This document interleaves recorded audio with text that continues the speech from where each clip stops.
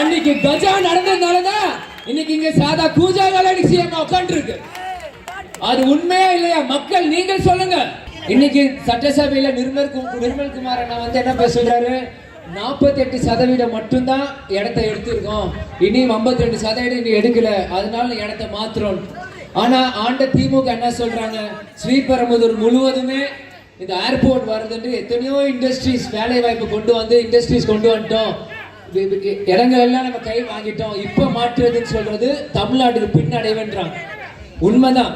ஏன்னா இன்னைக்கு நிர்மல் குமார் அண்ணா வந்து 48% தான், பிறகு 48% தான் போயிருக்குன்னா அப்ப 48% மக்கள் இடத்த கொடுத்தவங்கள முட்டாளா? நான் கேட்கிறேன். அப்போ இதுக்கப்புறம் நீங்க வேற எங்கேயோ ஒரு இடம் நீங்க தேர்வு செஞ்சீங்கன்னா அது விவசாய நிலமா இருக்காதா? அதனால தரிசல் காடா இருக்குமா? அப்படி ஒரு ஏர்போர்ட் வருது, நீங்க எங்க கொண்டு வருவீங்க?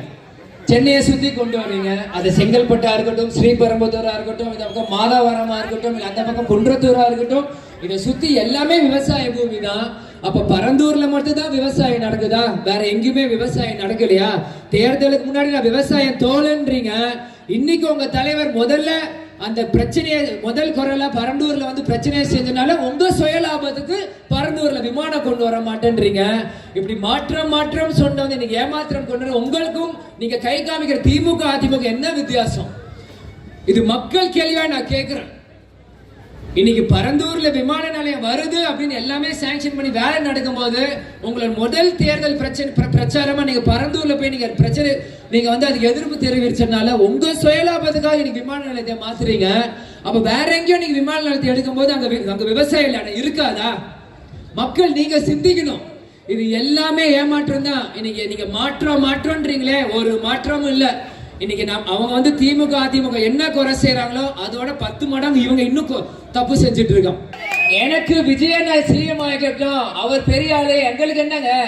செந்தூர பாண்டியன் வளர்த்து விட்டாரே எங்க கேப்டன் தான்.